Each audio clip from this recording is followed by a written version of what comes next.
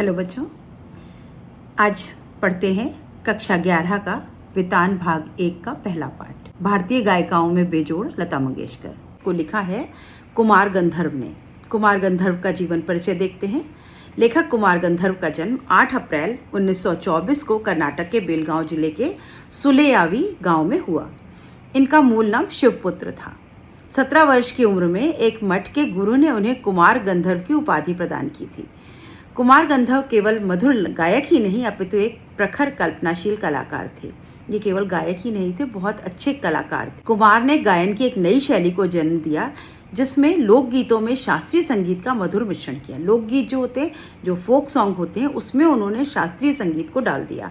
तो एक नया इनोवेशन का काम किया था इन्होंने, जिसे सुन श्रोता भाव विभोर उठते थे और श्रोताओं को ये बहुत अच्छा लगने लगा। इस तरह का जो फ्यूजन था जिसे सुन श्रोता भाव विभोर हो जाते। इनका 12 जनवरी 1992 को देहावसान हुआ, यानी 1992 में इनकी मृत्यु हो गई। कुछ रचनाएं हैं इनकी मुख्य: उड़ जाएगा हंस अकेला, बोर चेता, झीनी झीनी चदरिया, सुनता है गुरु ज्ञानी आदि। इनको पद्म भूषण पद्म विभूषण सम्मान दिया गया और राष्ट्रीय कुमार गंधर्व सम्मान जो है वो मध्य प्रदेश के शासन द्वारा संगीत के क्षेत्र में राष्ट्रीय स्तर पर विशिष्ट योगदान के लिए प्रदान किया था। मतलब इनके नाम से नेशनल अवार्ड दिया जाता है। तो अभी इनका हम ये जो पाठ है इसका सारांश देखते हैं। सारांश में जो मुख्य बातें हैं पाठ की वो सभी इस सारांश में हम लोग पढ़ेंगे, जिसके आधारित आपको प्रश्नों के उत्तर देने हैं। इस पाठ में लेखक ने स्वर साम्राज्ञी लता मंगेशकर की गायकी पर बेबाक टिप्पणी की है। अभी लता मंगेशकर को स्वर साम्राज्ञी कहा जाता था। सम्राट और साम्राज्ञी उसका स्त्रीलिंग, तो मतलब सुरों की जो रानी थी वो किसको कहा जाता है? लता को कहा जाता है। तो उनके ऊपर एक बेबाक टिप्पणी की। बेबाक मतलब जिसमें बिल्कुल सोच विचार नहीं किए, बिल्कुल एकदम जो कुछ उनके मन में आया, अच्छी भी बातें बताई और बुरी भी बातें बताई हैं लता जी के बारे में। यह पाठ मूल रूप से हिंदी में लिखा गया है। यह रचना भाषा की सांगीतिक धरोहर है। यह शास्त्रीय संगीत और फिल्मी संगीत को एक धरातल पर ला रखने का साहस है। अभी यहाँ पर इन्होंने एक बहुत बड़ा डेयरिंग का काम किया, साहस का काम किया कि शास्त्रीय संगीत को और फिल्मी संगीत को एक साथ ले आए। जो शास्त्रीय संगीत होता है बच्चों, क्लासिकल म्यूज़िक, वो बहुत बड़े बड़े सिंगर्स जो है वो शास्त्रीय संगीतकार जो है वो गाते हैं। और शास्त्रीय संगीत जो है वो नियमों, मात्राओं में बंधा हुआ, तालों लयों में बंधा हुआ संगीत है। शास्त्रीय संगीतकार फिल्मी गानों से अपने आप को बहुत उच्च कोटि का मानते हैं और वाकई होता है उच्च कोटि का। लेकिन लेखक ने यहाँ पर फिल्मी संगीत और शास्त्रीय संगीत की तुलना की है और बड़ा अच्छा बेबाक चित्रण उसका किया है। यह बस संगीत है। जो उन्होंने यहाँ पर बताया है यह ऐसी परख है जो ना शास्त्रीय है ना सुगम। अभी लेखक ने ना तो शास्त्रीय संगीत की नज़र से लता मंगेशकर को देखा, ना ही सुगम संगीत की नज़र से देखा। उन्होंने बस संगीत की नज़र से लता जी को देखा और उनके बारे में यहाँ पर वर्णन किया है। सुगम संगीत कहते हैं साधारण म्यूज़िक जो हम और आप गा सकते हैं। शास्त्रीय संगीत जो ताल लय मात्राओं में बंधा हुआ संगीत है, जो बड़े बड़े संगीतकार गाते हैं। लता मंगेशकर के गानपन के बहाने लेखक ने शास्त्रीय संगीत और चित्रपट संगीत के संबंधों पर भी अपना मत प्रकट किया है। अभी लता मंगेशकर जो है उनके गाने में गानपन है। गानपन मतलब जिस गाने को सुनकर के आप बिल्कुल एकदम मस्त हो जाएं, वो गानपन। एक आदमी गाता है बहुत सुंदर तो हम बहुत खुश हो जाते हैं, वो गानपन है। और एक आता है बहुत बुरा, हम कहते हैं वो बंद करो बाबा। तो ये उसमें गानपन नहीं है, मतलब वो मधुरता संगीत की, उसको गानपन कहते हैं। लेखक बताता है कि बरसों पहले वह बीमार था। उस समय एक दिन उसे रेडियो पर अद्वितीय स्वर सुनाई दिया। यह स्वर उसके मंतर मन को छू गया। गाना समाप्त होने पर गायिका का नाम घोषित किया गया। लता मंगेशकर सुनकर वह हैरान रह गया। उसे लगा प्रसिद्ध गायक दीनानाथ मंगेशकर की अजब गायकी ही उनकी बेटी की आवाज़ में प्रकट हुई। यह शायद बरसात फिल्म से पहले का गाना था। लता के पहले प्रसिद्ध गायिका नूरजहां का चित्रपट संगीत में अपना जमाना था, परंतु लता उससे आगे निकल गई। अभी एक बार की बात है, वो बीमार थे, रेडियो पे अचानक गाना सुनाई दिया। ये एकदम तल्लीनता से उसको सुनने लगे। बाद में गायिका का नाम दिया गया लता मंगेशकर। तो इनको पता चला अच्छा ये वो जो दीनानाथ मंगेशकर की बेटी हैं। तो जितने अच्छा गाने वाले दीनानाथ मंगेशकर हैं वैसी ही गायकी लता मंगेशकर के गाने में भी इनको देखने को मिली। और शायद ये बरसात पिक्चर से पहले का गाना था। बरसात फिल्म में लता मंगेशकर ने बहुत गाने गाए हैं उससे भी पहले का गाना था। और लता मंगेशकर के आने से पहले नूरजहां जो थी वो एक संगीतकार थी, गायिका थी, जो फिल्मों में बहुत प्रसिद्ध रही। उनके बाद अगर कोई आया तो लता मंगेशकर आई, और लता मंगेशकर उनसे भी आगे निकल गई। लता के आने से पहले नूरजहां बहुत प्रसिद्ध थी, लेकिन लता जो है वो उनसे भी आगे निकल गई। अभी लता द्वारा गायन अभिरुचि का प्रसार।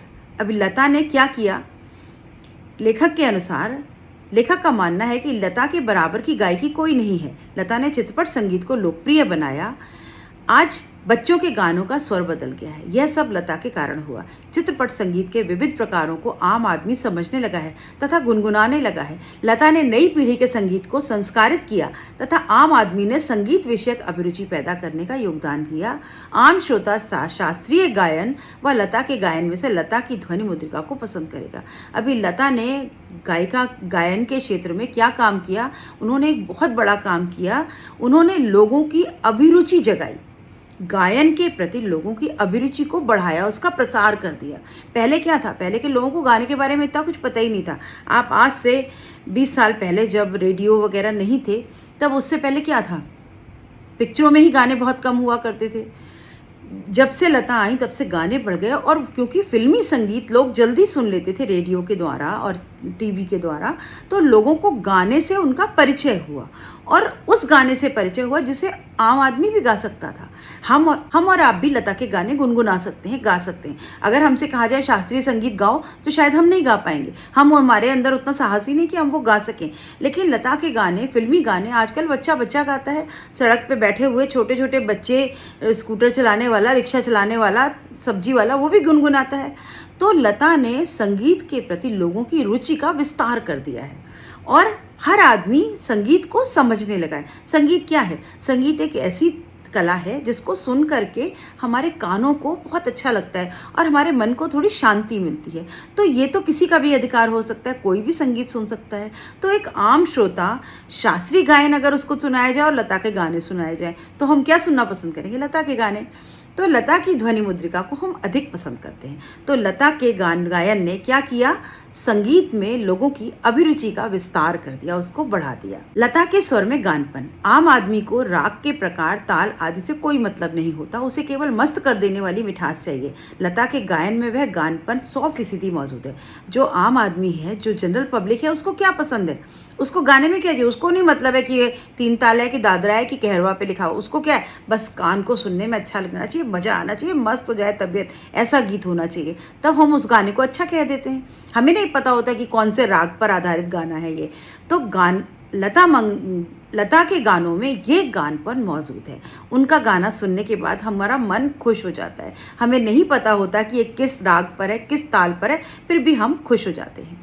लता के गायन की एक और विशेषता है स्वरों की निर्मलता। अभी यहाँ पर अगर आपसे प्रश्न पूछा जाए कि लता के गाने की कौन कौन सी विशेषता है, तो आप ये 1, 2, 3 पॉइंट बना के लिखेंगे।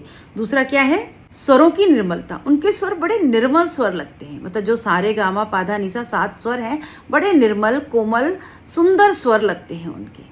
नूरजहां के गानों में मादकता थी, परंतु लता के स्वरों में कोमलता और मुग्धता है। जो नूरजहां पुरानी प्रसिद्ध गायिका हैं, वो मादकता मतलब नशा था उनके गानों में, लेकिन लता के स्वरों में और भी कोमलता है, मुग्धता है, आदमी मुग्ध हो जाता है। ये उनकी और विशेषता एक है। यह अलग बात है कि संगीत दिग्दर्शकों ने उसकी इस कला का भरपूर उपयोग नहीं किया। अभी लेखक के अनुसार लता के गानों में जितनी खूबसूरती है, तो जो संगीत के दिग्दर्शक हैं, बड़े बड़े दिग्गज लोग जो हैं, जिन्होंने लता से अपनी फिल्मों में गाना गवाया, उन्होंने उनकी कला का पूरा फ़ायदा नहीं उठाया। लेखक के अनुसार लता के गाने में एक नादमय उच्चार है। नादमय कहते हैं बच्चों, नाद होता है शब्द बास। जो बास एंड ट्रबल आप अपने म्यूज़िक में देखते हैं, जब हम किसी तबले पर धाप देते हैं तो वो थाप कितनी देर तक धन धन उसके वाइब्रेशन जाते हैं, कितनी देर तक वो वाइब्रेशन रहते हैं, इसको कहते हैं नाद या बास। तो लता के आवाज़ में वो नाद में उच्चार है। जब वो सा गाती है तो उसकी गूंज बहुत देर तक रहती है। हम और आप सा गाएंगे तो कैसा? फ्लैट सा, उसमें कोई गमक नहीं है, कोई आवाज़ नहीं है। लता के स्वरों में नाद है। नाद मतलब उसकी ध्वनि जो है, प्रतिध्वनि बड़ी देर तक रहती है। तो उनकी एक ये विशेषता है कि उनके गानों में नाद में उच्चार है। उनके गीत के किन्हीं दो शब्दों का अंतर स्वरों के आलाप द्वारा सुंदर रीति से भरा है। लता जब गाना गाती है तो दो जो शब्द होंगे उनके बीच में डिफरेंस, आपको अंतर नहीं पता चलेगा। एक शब्द दूसरे शब्द से बिल्कुल आलाप के साथ जुड़ा हुआ आएगा।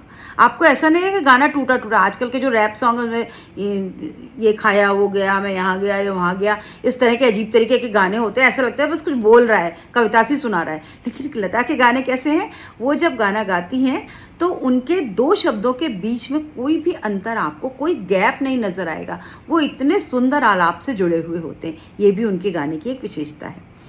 दोनों शब्द एक दूसरे से विलीन होते प्रतीत होते हैं, मतलब ये शब्द इस शब्द के साथ मिलता हुआ प्रतीत होगा, फिर यहाँ से ये शब्द उठता है, फिर ये शब्द यहाँ खत्म हो जाता है, फिर दूसरा शब्द उठता है, तो हर शब्द एक दूसरे से जुड़ा होगा। आपको कहीं ताल लय टूटती हुई आपको नजर नहीं आएगी। ये उनके गाने की एक और विशेषता। लेखक का मानना है कि लता के करुण रस के गाने ज़्यादा अच्छे नहीं हैं, उसने मुग्ध श्रृंगार की अभिव्यक्ति करने वाले मध्य या द्रुत लय के गाने अच्छे तरीके से गाए हैं।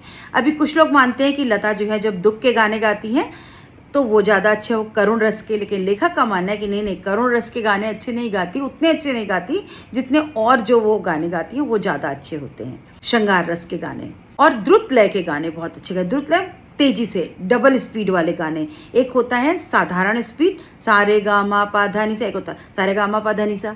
तो जो द्रुत लय है उसके गाने जो है वो लता ने बहुत अच्छी तरीके से गाए हैं। अधिकतर संगीत दर्शकों ने उनसे ऊंचे स्वर में गवाया है, यह उनके साथ अन्याय है। लता के गाने आप अगर कभी सुने तो बड़े हाई पिच के गाने, मतलब हम और आप तो गाएं तो हमारा गला फट जाए, लेकिन लता ने बहुत ऊंचे स्वर में गाए हैं। तो लेखक का कहना है जो दिग्गज हैं उन्होंने उनसे बड़े ऊंचे स्वर के गाने गवाए, जो कि उनके साथ अन्याय है। उनको अगर मध्यम स्वर के या नीचे वाले स्वरों में गाने गवाए जाएं तो शायद वो बहुत अच्छे, बहुत सुरीले होते। ये सब लेखक का मानना है। अभी शास्त्रीय संगीत में लता का स्थान, अभी लेखक के अनुसार लता का शास्त्रीय संगीत में क्या स्थान है। शास्त्रीय संगीत में लेखक का मानना है कि शास्त्रीय संगीत व चित्रपट संगीत की तुलना करना निरर्थक है। शास्त्रीय संगीत में गंभीरता, स्थायी भाव है। अब शास्त्रीय संगीत कैसा होता है, बड़ा गंभीर शास्त्र है, पूरी म्यूजिक की गायन की एक शास्त्र है, एक पूरी की पूरी पुस्तक है, पोथी है, एक विषय है। तो ये कैसा है, गंभीर है। जबकि चित्रपट संगीत में तेज लय व चपलता प्रमुख होती है। और चित्रपट संगीत या चित्रपट मतलब फिल्में, चित्रपट यानी सिनेमा, सिनेमा में जो संगीत है वो कैसा होता है, चंचल, चपल, तेज। अगर फिल्मी गाने अगर तेजी वाले ना हो, सुंदर ना हो, मस्त करने वाला ना हो तो कौन सुनेगा, फिर तो शास्त्रीय संगीत ही सुन लेंगे। तो शास्त्रीय संगीत छोड़कर के हम फिल्मों का संगीत क्यों सुनते हैं, क्योंकि उसमें एक चपलता है, एक तेजी है। चित्रपट संगीत व ताल प्राथमिक अवस्था का होता है और शास्त्रीय संगीत में परिष्कृत रूप होता है। चित्रपट में जो फिल्मी गाने होते हैं उनमें ताल, सुर, लय होते हैं, लेकिन बहुत गांभीर्य लेकर के नहीं होते, सिंपल तालें होती हैं। लेकिन शास्त्रीय संगीत में बड़े परिष्कृत, बड़े ही एकदम उच्च कोटि के उसमें सुर, ताल, लय लगाए जाते हैं। चित्रपट संगीत में आधे तालों, आसान लय और सुलभता व लोच की प्रमुखता आदि विशेषताएं होती हैं। चित्रपट संगीत में क्या क्या विशेषता होती है, पहले तो वो आसान होता है, आसान तालों पर आधारित होता है, आसान लय होती है, शब्द बहुत सुलभ होते हैं और लोच होता है। लोच मतलब फ्लेक्सिबिलिटी होती है, ऊंचा भी जा सकता है, नीचा भी जा सकता है, मुड़ भी सकता है, एक ताल के बाद दूसरी ताल उसमें जोड़ी जा सकती है। लेकिन शास्त्रीय संगीत में जो नियम है उस नियम पर ही गाना पड़ेगा। अगर शास्त्रीय संगीत में कोई राग आप गलत तरीके से गा दें तो शास्त्रीय गायक जो है वो आपको सीधे वहाँ से उठा के भेज देंगे कि नहीं आपको गाना ही नहीं आता।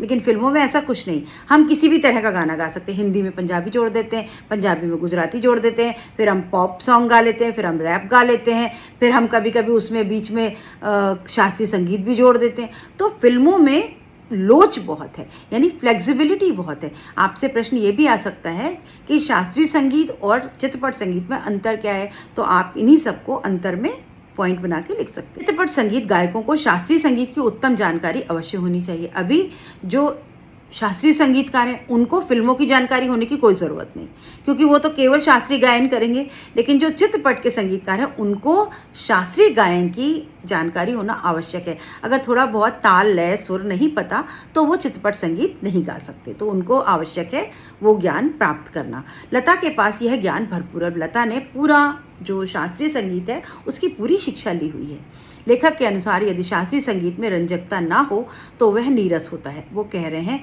अगर शास्त्रीय संगीत में रंजकता ना हो, रंजकता शब्द का मतलब बच्चों डाइवर्सिटी, मतलब बहुत कुछ अलग अलग देखने को, डिफरेंट, तो वो नीरस होता है। शास्त्रीय संगीत नीरस क्यों है? अगर एक ताल गाना शुरू किया, एक राग, तो वो उसी राग पर पूरा गाना गाएंगे। लेकिन फिल्मों में ऐसा नहीं, वो राग भी बदल जाती है, ताल भी बदल जाती है और सब कुछ बदल जाता है। तो फिल्मों के संगीत में, चित्रपट के संगीत में रंजकता है। रंजकता मतलब बिल्कुल फ्लेक्सिबिलिटी है, आप कुछ भी उसमें नए प्रयोग कर सकते हैं।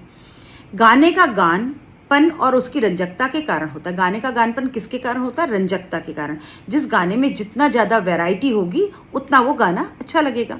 रंजकता के बिना शास्त्रीय संगीत मनुष्य बिना अस्थिपंजर के समान है। अगर गाने में रंजकता नहीं है, मतलब वैरायटी नहीं है, तो वो गाना किस प्रकार है? बिल्कुल ऐसे ही जैसे आदमी के अंदर अगर अस्थि पंजर ना हो, हड्डियां ना हो, तो वो कैसा लुंज पुंज हो जाएगा, वैसे ही वो गाना लुंज पुंज हो जाता है। तो इसीलिए शास्त्रीय संगीत आम आदमी की समझ से और उसको मधुर नहीं लगता, उसकी समझ से दूर होता है। और चित्रपट संगीत हम सबको अच्छा लगता है, सभी उसका आनंद लेते हैं। आजकल आपने देखा होगा जो रियलिटी शोज़ आते हैं उसमें छोटे छोटे बच्चे, 4-4, 6-6 साल के बच्चे इतना सुंदर गाना गा लेते हैं, बिल्कुल एज इट इज़ हूबहू कॉपी कर देते हैं। तो कैसे? सुन सुन करके। चित्रपट संगीत सबके लिए इतना पहुंच में है सबकी कि कोई भी उसको सुन सकता है, कोई भी उसकी प्रैक्टिस अभ्यास कर सकता है और कोई भी उसको गा सकता है। लता का अव्वल स्थान। लता के 3-3.5 मिनट के गान और 3-3.5 घंटे की शास्त्रीय महफिल का कलात्मक व आनंदात्मक मूल्य एक जैसे हैं। अगर आप यहाँ पर उन्होंने तुलना करिए शास्त्रीय संगीत का 3 घंटे का कार्यक्रम और लता का 3 मिनट का गाना। बच्चों, अगर आपने फिल्मी गाने सुने हो तो मैक्सिमम लिमिट गानों की 3 मिनट होती है, 3 से ज़्यादा मिनट के गाने नहीं होते। कुछ गाने 4 या 5 मिनट, कव्वाली वगैरह कुछ ज़्यादा होती है, अधिकतर गाने 3 मिनट के अंदर अंदर ख़त्म हो जाते हैं। तो आप अगर किसी शास्त्रीय संगीत के किसी महफिल में चले जाएं तो वहाँ 3 घंटे में जितना आनंद आपको आएगा उतना ही आनंद या उससे भी ज़्यादा आनंद आपको लता के 3 मिनट के गाने में आ जाता है। तो गानपन किस में ज़्यादा हुआ? लता के गाने में, चित्रपट संगीत में। उसमें जो आनंद है वो 3 घंटे की महफिल में नहीं आ पाता। उसके गाने में स्वर, लय व शब्दार्थ का संगम होता है। गाने की सारी मिठास, सारी ताकत उसकी रंजकता पर आधारित होती है। जो गाने की रंजकता है, वैरायटी है, वो सब किस में आधारित होती है? उसकी मिठास पर, उसकी ताकत। और रंजकता का संबंध रसिक को आनंदित करने की सामर्थ्य। रंजकता का मतलब क्या है? जो रसिक का अर्थ क्या है बच्चों?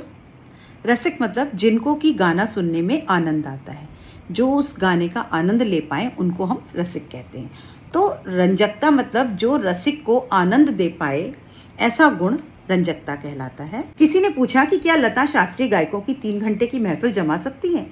लेखक उसी से प्रश्न करता है कि क्या कोई प्रथम श्रेणी का गायक 3 मिनट में चित्रपट का गाना इतनी कुशलता और रसोत्कटता से गा सकेगा? शायद नहीं। किसी ने उनसे पूछा लता जी के बारे में कि क्या वो 3 घंटे की महफिल जमा सकती, 3 घंटे तक चित्रपट संगीत गा सकती हैं? तो लेखक ने उनसे खुद ही प्रश्न कर दिया कि आप ये बताइए कि क्या कोई शास्त्रीय संगीतकार 3 मिनट में आनंद दे सकता है? तो मतलब लता जी को उन्होंने शास्त्रीय गायकों से भी उच्च श्रेणी का माना है। अभी चित्रपट संगीत के बारे में देखते हैं। खानदानी गवैयों ने चित्रपट संगीत पर लोगों के कान बिगाड़ देने का आरोप लगाया है। जो खानदानी संगीतकार हैं वो कहते हैं कि ये जो चित्रपट संगीत है, फिल्मी संगीत, इसने गाने वाले लोगों के कान बिगाड़ दिए हैं। ये एक आपको इसमें शब्द वाक्य आया है, इस पर प्रश्न भी आता है। कान बिगाड़ देने का मतलब क्या? कि मतलब कानों की जो सुनने की क्वालिटी हमको, हमारे कानों को अच्छी लगती थी, वो ही हमारा स्तर ही गिर गया है, हमारे कानों का स्तर गिर गया है। मतलब हमको अब ये फिल्मी जो छिछोरे सॉन्ग होते हैं, ऊटपटांग सॉन्ग, ये हमें पसंद आने लगे हैं। आजकल लोग शास्त्रीय गायन सुनना नहीं चाहते, लेकिन ऐसा नहीं है बिल्कुल। कुछ गाने आजकल के फिल्मों में ज़रूर इस तरह के होते हैं जो आते हैं और चले जाते हैं, कुछ ना अच्छे लगते हैं, बड़ी हार्ड बीट्स होती हैं उनकी, लेकिन हमारी फिल्मों में बहुत सुंदर संगीत है, जो बहुत मधुर संगीत भी है, जो सदियों से प्रसिद्ध है और आगे तक लोगों को आनंद देता है। लेखक का मानना है कि चित्रपट संगीत ने लोगों के कान सुधारे हैं, बिगाड़े नहीं हैं, सुधारे हैं। हमारे कानों को संगीत का आनंद लेने के लायक बनाया। शास्त्रीय संगीत आधे से ज़्यादा लोगों को तो समझ में ही नहीं आता, तो जब समझ में नहीं आएगा तो उसका आनंद क्या लेंगे? और चित्रपट संगीत हम सबको, एक आम इंसान को भी समझ में आ जाता है और वो उसका आनंद ले पाता है। तो लेखक कहता है हमारे शास्त्रीय गायक आत्मसंतुष्ट वृत्ति के हैं, वे कर्म कांड की आवश्यकता से अधिक महत्व देते हैं। शास्त्रीय संगीतकार क्या है? कर्म कांड को महत्व देते हैं। कर्मकांड मतलब तबला भी होगा, हारमोनियम भी होगा, ये ताल ऐसे बजेगी, इधर खाली ना जाए, इधर मात्रा गड़बड़ ना हो। जबकि चित्रपट संगीत लोगों को अभिजात संगीत से परिचित करवा रहा है। अभिजात संगीत वो संगीत जो नेचुरल है, जो हमें आनंद देता है, ऐसे संगीत से परिचित करवाया है चित्रपट संगीत ने। चित्रपट संगीत का दायरा बहुत बड़ा है और प्रयोग की गुंजाइश भी बहुत है। अभी शास्त्रीय संगीत में आप 2 राग 2 तालों को मिला नहीं सकते, लेकिन चित्रपट संगीत में बहुत गुंजाइश है, बहुत फ्लेक्सिबिलिटी है। उसमें हर दिन कुछ नया प्रयोग हम कर सकते हैं और बराबर हो रहे हैं। आपने देखा होगा आजकल तो जो लोक संगीत है, फोक, वो भी हमारी फिल्मों में आ गया है। पंजाबी भी गाना उसमें ऐड कर देते हैं, डांडिया में पंजाबी बीट्स डाल देते हैं, पंजाबी में डांडिया डाल देते हैं, मतलब कुछ भी आजकल हो रहा है और कुछ गाने बहुत अच्छे लगते हैं। तो इसमें प्रयोग का गुंजाइश बहुत है और इसका दायरा, इसका एरिया बहुत बड़ा है। शास्त्रीय संगीत लिमिटेड है, वो अपने शास्त्र के अनुसार ही चलता है। लोगों को सुरीला व भावपूर्ण गाना चाहिए, यह काम चित्रपट संगीत ने किया। उसमें लचकदारी मतलब फ्लेक्सिबिलिटी है। इस संगीत की मान्यताएं, मर्यादाएं, झंझटें आदि निराली हैं। यहाँ नव निर्माण की गुंजाइश है चित्रपट संगीत में। इसमें शास्त्रीय रागदारी के अलावा लोक गीतों का भरपूर प्रयोग किया जाता है। संगीत का क्षेत्र विस्तृत है। ऐसे चित्रपट संगीत की बेताज साम्राज्ञी लता है। उनकी लोकप्रियता अन्य पार्श्व गायकों से अधिक है। उसके गाने से लोग पागल हो उठते हैं। आधी शताब्दी तक लोगों के मन पर उनका प्रभुत्व रहा। यह एक चमत्कार है जो आंखों के सामने है।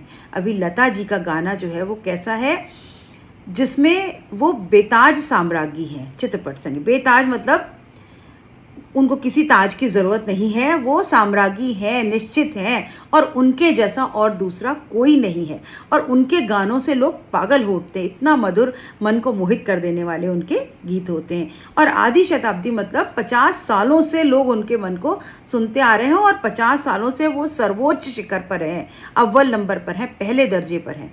और ये वो चमत्कार है जो हम आँखों से देख पा रहे हैं। जिस समय ये पाठ लिखा गया था, या अभी 2 साल पहले तक जिसने भी ये पाठ पढ़ा, वो एक ऐसे लेजेंड को, जो कि लाइव लेजेंड है, उसको हम उसके बारे में पढ़ रहे थे। मतलब लता जी तब तक जिंदा थी। आज जरूर लता जी हमारे बीच नहीं है, तो ये तब की बात है कि ऐसा चमत्कार जो हम अपनी आंखों से देख सकते हैं। लता जी की गायकी का लोगों पर प्रभाव। अभी लेखक का मानना है कि भारतीय गायिकाओं में लता के मुकाबले कोई गायिका नहीं। लता जी ने चित्रपट संगीत को अधिक लोकप्रिय बनाया है। लोगों का शास्त्रीय संगीत के देखने का नजरिया भी बदल गया। लेखक अपनी बात को अधिक स्पष्ट करने के लिए उदाहरण देते हैं कि पहले भी घर घर छोटे छोटे बच्चे गाया करते थे, पर उस गाने में और आजकल के घरों में सुनाई देने वाले बच्चों के गानों में बड़ा अंतर आ गया है। आजकल के नन्हे मुन्ने भी स्वर में गुनगुनाते हैं, बिल्कुल सुर में, लय में गाना गाते हैं। इससे परिवर्तन का कारण लेखक लता जी को मानते हैं। लता जी की आवाज़ कोकिला की तरह मीठी, सुरीली, और उसकी सुरीली आवाज़ का कोई भी सुनकर उसको दोहराने को प्रयत्न करेगा। मतलब इतनी मीठी और सुरीली आवाज़ है कि उनका गाना सुन के हमारा मन रिपीट करने लगता है। और इसी वजह से आजकल के बच्चे भी गाना गाने लग गए हैं। आम आदमी को संगीत, सामान्य लोगों को भी संगीत के विविध प्रकारों से उनका परिचय हो रहा है। उनका स्वर ज्ञान बढ़ा है। आजकल हर एक आदमी को गाने का ज्ञान हो गया। आपको भले उसका शास्त्र ना पता हो, पर हमारे कानों को एक अंदाज़ा है कि नहीं, ये कुछ अच्छा नहीं लग रहा, ये ठीक नहीं लग रहा, इसने अच्छा नहीं गाया। जब रियलिटी शो होते हैं तो हम खुद अंदाज़ा लगाते हैं, नहीं ये बिल्कुल बेकार गा रहा था, ये बहुत अच्छा गा रहा था। तो कैसे? हमें तो ज्ञान नहीं है, लेकिन हमारे कानों को ज्ञान हो चुका है। उन्हें संगीत का सुरीलापन, लय की सूक्ष्मता की पहचान हो रही है। इन सब का श्रेय लता जी को ही जाता है। इस प्रकार उन्होंने नई पीढ़ी के संगीत को संस्कारित किया है। लेखक का कहना है कि जो नई पीढ़ी है, हमारे जो बच्चे हैं, उनकी उस पीढ़ी को संस्कारित कर दिया, यानी संगीत की संस्कार दे दिए उन्होंने। सबको समझ में आने लग गया संगीत, और सामान्य मनुष्य में संगीत विषयक अभिरुचि पैदा करने में बड़ा हाथ बटाया है। संगीत की लोकप्रियता, उसका प्रसार और अभिरुचि के विकास का श्रेय लता जी को ही देना पड़ेगा। लेखक कहते हैं कि अगर किसी भी सामान्य श्रोता को लता जी की ध्वनि मुद्रिका और शास्त्रीय गायकी की ध्वनि मुद्रिका सुनाई जाए तो वह लता की ध्वनि मुद्रिका को ही पसंद करेगा। एक सामान्य श्रोता को शास्त्रीय गायकी का ज्ञान नहीं होता, उसे नहीं पता होता कि गाना कौन से राग, ताल, लय में गाया गया है। एक आम श्रोता ऐसा गाना सुनना पसंद करेगा जिसका वह अनुभव कर सके, जिसमें मिठास हो और जिसे सुनकर वो मस्त हो जाए। यह स्वाभाविक भी है, क्योंकि जिस प्रकार मनुष्यता हो तो वह मनुष्य है, वैसे ही गानपन हो तो वह गाना है, तो वह संगीत है। लता जी के सभी गानों में गानपन मौजूद है। मतलब मनुष्य जो है वो आम जनता जो है वो कौन सा गाना पसंद करेगी जिसमें गानपन हो, गानपन मतलब मधुरता हो, और उसको किसी चीज़ से मतलब नहीं, कौन सी ताल, कौन सा स्वर, कौन सी राग, उसको कुछ मतलब नहीं, बस गानपन होना चाहिए। यानी वो मधुरता, वो सुंदरता, वो कोमलता होनी चाहिए जो हमारे कानों को आनंद दे। और ये गानपन किसमें है? लता जी में मौजूद है। लोगों को सुरीला व भावपूर्ण गाना चाहिए, यह काम चित्रपट संगीत ने किया है। आज का जो चित्रपट संगीत है वो क्या काम कर रहा है? लोगों को सुरीले गाने दे रहा है और भावपूर्ण गाने दे रहा है। उसमें लचकदारी है, यानी फ्लेक्सिबिलिटी है। उस संगीत की मान्यताएं, मर्यादाएं, झंझटें आदि निराली। ये जो संगीत है इसकी अपनी अलग मर्यादाएं हैं, अपनी अलग नियम है, अपनी अलग मान्यताएं हैं। यहाँ नव निर्माण की गुंजाइश है, नया बनाने की, नया कुछ करने की गुंजाइश है। इसमें शास्त्रीय रागदारी के अलावा लोकगीतों का भी भरपूर प्रयोग किया जा रहा है। संगीत का क्षेत्र विस्तृत है, जो चित्रपट संगीत है उसका क्षेत्र बहुत विस्तृत है, बड़ा है। ऐसे चित्रपट संगीत की बेताज साम्राज्ञी लता है, और लता जी उसका सम्राट हैं, उसकी सबसे बड़ी उच्च नंबर की गायिका है। उनकी लोकप्रियता अन्य पार्श्व गायकों से अधिक है। पार्श्व गायक जो प्लेबैक सिंगर्स होते हैं, जो प्लेबैक सिंगर हैं, उनसे भी ज़्यादा प्रसिद्धि किसको प्राप्त है? लता जी को प्राप्त है। उनके गाने से लोग पागल हो उठते हैं। आधी शताब्दी तक लोगों के मन पर उनका प्रभुत्व रहा है। वह एक चमत्कार है जो आंखों के सामने है, और आंखों के सामने चमत्कार का मतलब लिविंग लीजेंड है वो। लेकिन ये जब बात तब की है जब तक वो जीवित थी। ये 2 साल पहले तक हमारे बच्चे इसको पढ़ते थे तो वो यही कहते थे कि हाँ वो लिविंग लीजेंड है। लेकिन आज लता जी हमारे बीच में नहीं है, पर हम सब ने, आज तक की पीढ़ी ने लता को जीवित देखा है। तो हम सब सौभाग्यशाली हैं कि हमने ऐसे जीते जाते चमत्कार को देखा है।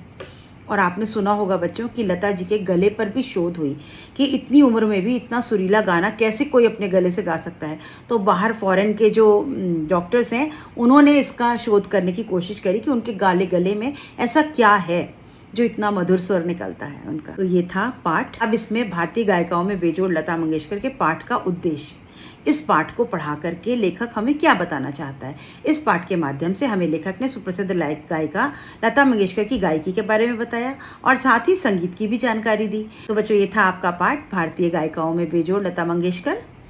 और मैं उम्मीद करती हूँ कि आपको पाठ की सभी मुख्य बिंदु समझ में आ गए होंगे। इन्हीं बिंदुओं पर आधारित आपके प्रश्नोत्तर होंगे। प्रश्नोत्तर हम लोग देखेंगे अगले वीडियो में। तब तक के लिए अपनी पढ़ाई जारी रखिए। All the best. और मेरे चैनल को लाइक, शेयर, सब्सक्राइब करिए, कमेंट करिए।